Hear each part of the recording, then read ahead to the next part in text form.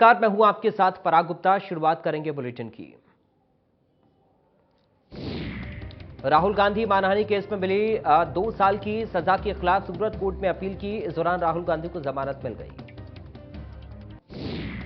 सूरत session court ने राहुल गांधी की अर्जी पर सुनवाई की। 13 अप्रैल तक राहुल गांधी को जमानत मिली। 3 मई को मामले की दोबारा सुनवाई।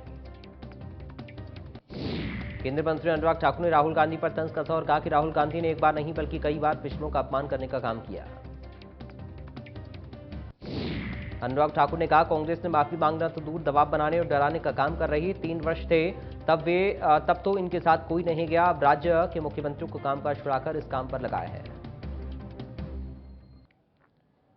पीएम मोदी ने दिल्ली के विज्ञान भवन में सीबीआई के स्थापना दिवस के डायमंड जुबली समारोह का उद्घाटन किया। कार्यक्रम को संबोधित करते हुए पीएम मोदी ने कहा, सीबीआई के नाम बहुत सारी उपलब्धियां दर्ज हैं।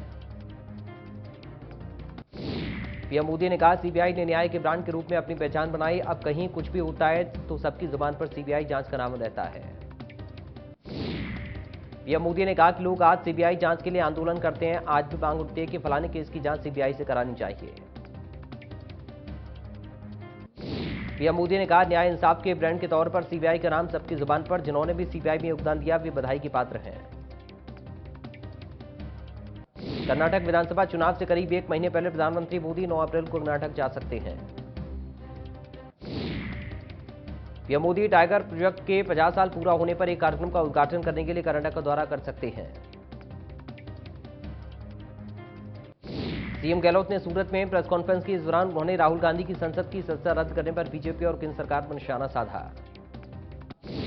सीएम ने कहा, लोकसभा स्पीकर ने केंद्र के दबाव में आकर कार्रवाई किया। आज देश की संस्थाओं पर केंद्र सरकार दबाव डाल रही है। जांच एजेंसियों को दुरुपयोग हो रहा है। उन्होंने कहा कि केंद्र सरकार भारत जोड़ो यात्रा से घबरा गई है। उन्होंने तंज करते हुए कहा कि सत्ता में आने के लिए उन्होंने काला धन लाने के वादे किए थे, लेकिन जब राहुल गांधी ने काले धन की बात कही तो केंद्र ने कार्रवाई की। उन्होंने कांग्रेस सरकार की तारीफ करते हुए कहा कि हमारी पार्टी संस्कार के आधार पर काम करती है। कांग्रेस ओबीसी का सम्मान करती है, हमेशा करती रहेगी। मुख्यमंत्री ने कहा कि मैं खुद ओबीसी से हूं और आज मुख्यमंत्री हूं।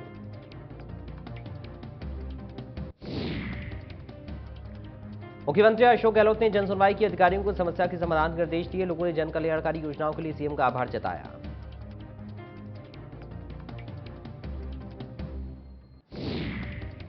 मुख्यमंत्री अशोक गहलोत ने दिव्यांगजनों के लिए संचालित अनुदानित शिक्षण संस्थाओं के कार्मिकों के मानदेय में 15% वृद्धि के प्रस्ताव को स्वीकृति दी। राहुल गांधी पर हुई कार्रवाई के बाद कांग्रेस में भारी आक्रोश देखने को मिल रहा है। अखिल भारतीय राष्ट्रीय कांग्रेस कमेटी के प्रवक्ता चारागाह विकास बोर्ड के अध्यक्ष राज्य मंत्री संदीप सिंह चौधरी ने प्रेस कॉन्फ्रेंस की। पीसी में उन्होंने कहा कि गौतम अडानी द्वारा विदेशों से शैल कंपनियों का इन्वेस्टमेंट कराने और 609 से दूसरे नंबर पर आने के मामले में जब राहुल गांधी ने सवाल पूछा तो उनके खिलाफ एक्शन ले लिया गया। बीजेपी प्रदेश अध्यक्ष सीपी जोशी ने आज टोंक में बड़ा बयान दिया, जिसमें उन्होंने साफ कर दिया कि आगामी विधानसभा चुनाव में बीजेपी केंद्र सरकार की योजनाओं नरेंद्र मोदी के चेहरे पर चुनाव लड़ेगी। राजस्थान में मुख्यमंत्री बनने का सपना देख रहे नेताओं को लेकर कहा कि अब किसी का फोटो नहीं, केंद्र की कल्याणकारी योजनाओं के फोटो लगेंगे। साथ ही सीपी जोशी ने जयपुर बम ब्लास्ट मामले में सरकार पर निशाना साधा और कहा कि राजस्थान में मुख्यमंत्री गहलोत कुर्सी बचाने के लिए कई वकील खड़े कर दिए, लेकिन ब्लास्ट मामले से एक भी वकील खड़ा नहीं किया।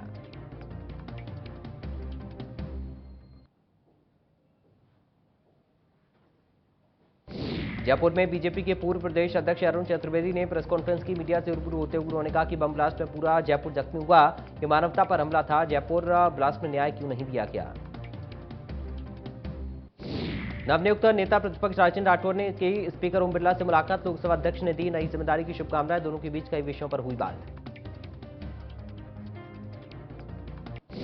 बीजेपी के वरिष्ठ नेता ओम माथुर और भारतीय कुश्ती संघ के अध्यक्ष ब्रजभूषण शरण सिंह दौसा पहुंचे। इस दौरान कलेक्ट्रेट पर बीजेपी कार्यकर्ताओं ने उनका जोरदार स्वागत किया।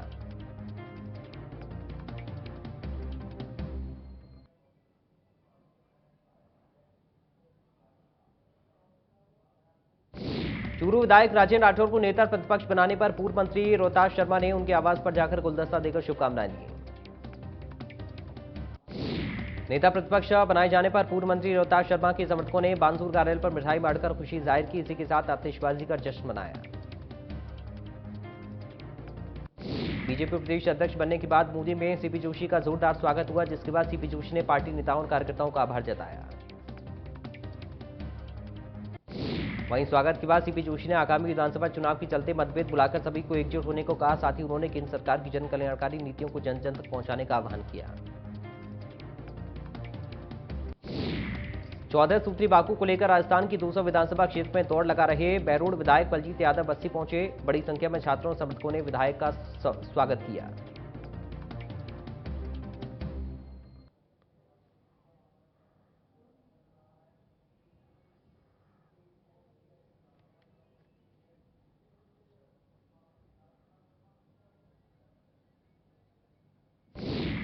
सकल दिगंबर समाज की तरफ से महावीर की जयंती मनाई गई, जिसमें संतों को श्रीफल भेंट कर आशीर्वाद प्राप्त किया गया। जयंती के दौरान यूडीएफ मंत्री शांति धारीवाल ने घोषणा करते हुए कहा कि स्कूल के लिए भूखंड आवंटित किया जाएगा। साथ ही संतों और समाज के लोगों के ठहरने की व्यवस्था भी की जाएगी। मेरठा में जैन श्वेतांबर मूर्ति पूजक संघ, सकल जैन समाज और दिगंबर जैन समाज के संयुक्त तत्वावधान में महावीर जयंती धूमधाम से मनाई गई। मौके पर सभी जैन मंदिरों में भगवान महावीर की विशेष पूजा अर्चना की गई। इसके साथ ही शहर में एक विशाल शोभा यात्रा मुख्य मार्गों से होते हुए निकाली गई।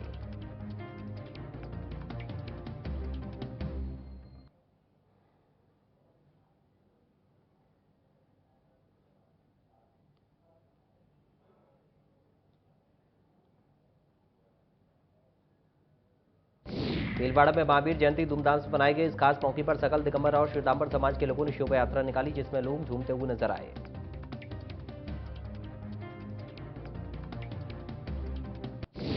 सुजानगढ़ में श्री दिगंबर जैन समाज ने महावीर जयंती के मौके पर रथ यात्रा शोभा यात्रा निकाली। इस दौरान 262वां जन कल्याण महोत्सव मनाया गया। अजमेर में जैन धर्म के 24वें तीर्थंकर महावीर स्वामी के जन्मोत्सव के मौके पर शोभा यात्रा निकाली गई। शोभा यात्रा में महावीर स्वामी के जीवन पर आधारित 40 झांकियां, 16 सफेद घोड़ों का रथ के साथ सैकड़ों धर्मावलंबी शामिल हुए।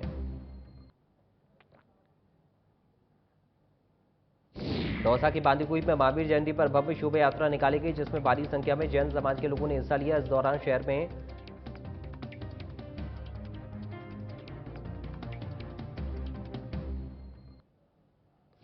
दरियाबाद में महावीर जन कल्याणक महोत्सव धूमधाम के साथ मनाया गया। नगर में सकल जैन समाज ने प्रभात फेरी निकाली।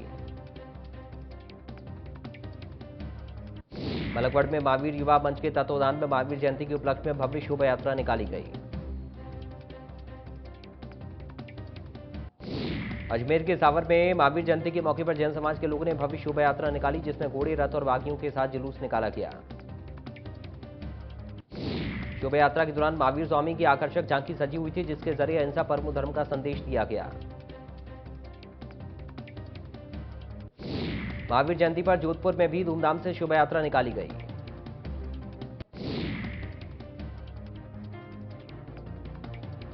अजमेर में कई दिनों से दरगाह क्षेत्र में पानी की भारी किल्लत, जिसके चलते लोगों को काफी परेशानी हो रही है।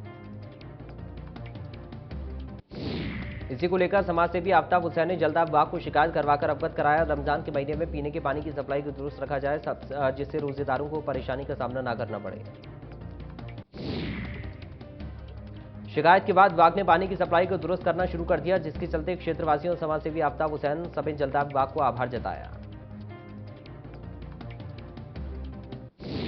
भीलवाड़ा में एक स्टेशनरी दुकान चलाने वाले दिव्यांग को इनकम टैक्स का 12,23,90,086 रुपए का नोटिस मिला है।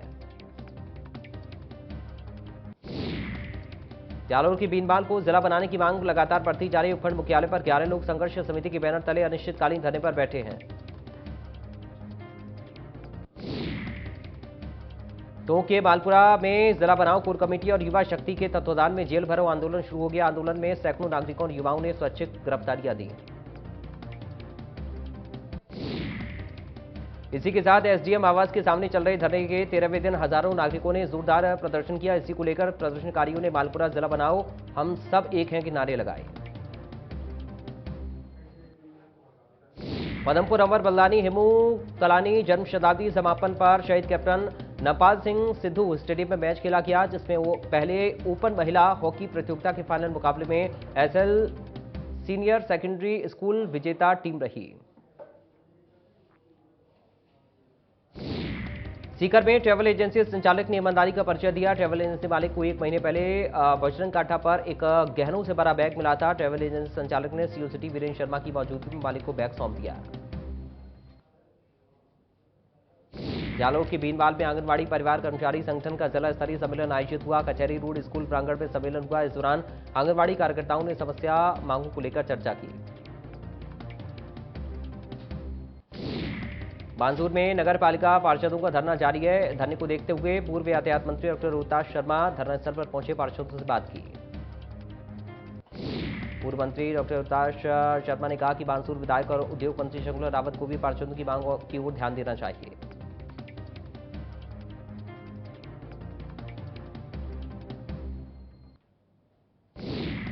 कोटा में एमबीएस अस्पताल के minor operation theatre incharge Bajrang Lal Bera के साथ मरीज को लेकर आए परिजनों ने मारपीट की। सवाई माधोपुर के बरवाड़ा में पुलिस ने 1.5 महीने पहले हुए अपहरण मामले में कार्रवाई करते हुए 3 आरोपी गिरफ्तार किए। फरार 2 आरोपी की तलाश जारी। सवाई माधोपुर के बौली में पुलिस ने कार्रवाई करते हुए एक वायदा से दुष्कर्म और अश्लील वीडियो बनाने के मामले में मुख्य आरोपी को गिरफ्तार किया। उदयपुर के उमरड़ा में निजी Pacific institute of medical sciences में धरने पर बैठे पास आउट नर्सिंग छात्रों पर पुलिस ने जमकर लाठियां की बरसाई और हिरणबंगरी थाना पुलिस ने बेरहमी से छात्रों पर लाठी बरसाई। लाठीचार्ज में कुछ छात्रों को गंभीर चोट लगी, जिन्हें तुरंत अस्पताल में भर्ती कराया गया। पुलिस ने छात्रों की भीड़ को वहां से भगाने के प्रयास में उन पर डंडे बरसाए।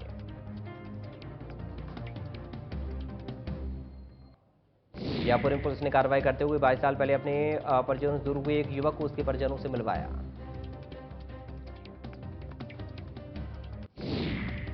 निजामुद्दीन से कोटा आ रही देहरादून एक्सप्रेस ट्रेन के जनरल कोच में एक यात्री ने फांसी लगाकर आत्महत्या कर ली। सूचना पर पहुंची पुलिस ने युवक की पहचान उसके आधार कार्ड से की है। जयपुर के सोडाला में रामनगर मेट्रो स्टेशन के पास एक कार ने ऑटो टक्कर मार दी। टक्कर में से ऑटो ड्राइवर और ऑटो में बैठी महिला घायल हो गई।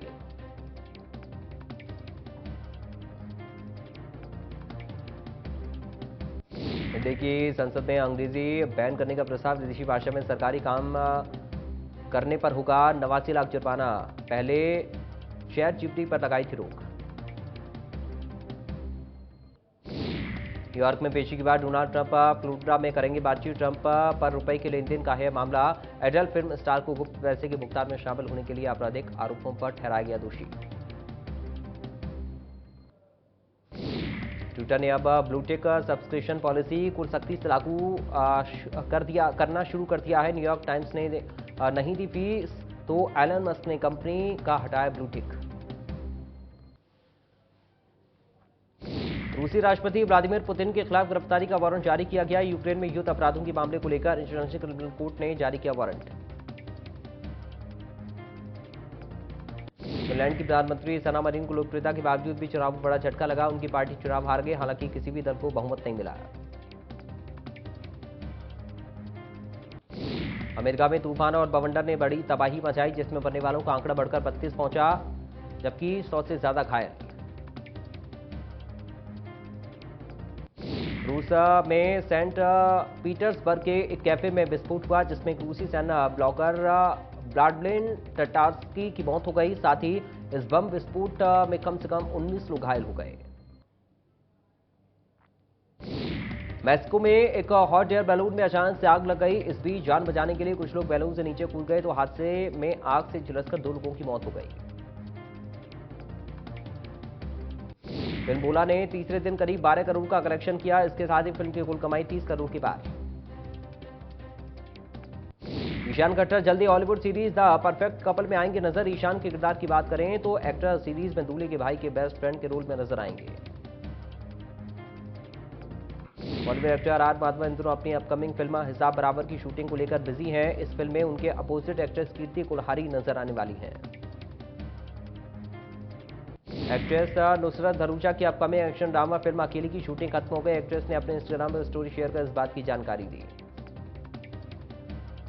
प्रियंका चोपड़ा की much awaited spy series Citadel का प्रीमियर 28 अप्रैल से अमेजन प्राइम वीडियो पर होगा, जिसके नए एपिसोड हर शुक्रवार 26 मई तक वीकली रिलीज किए जाएंगे।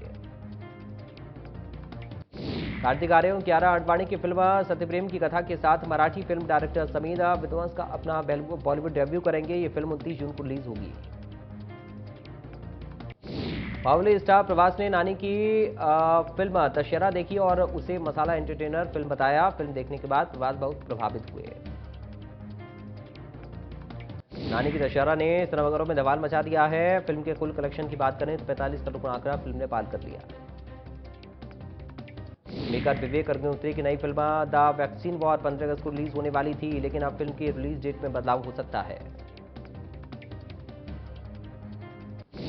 सिंगर आदित्य नारायण ने कोरोना को लेकर कोरोना को एक बार फिर से मात दे दी है। तीसरा मौका है जब उन्होंने इस खतरनाक वायरस को हराया है।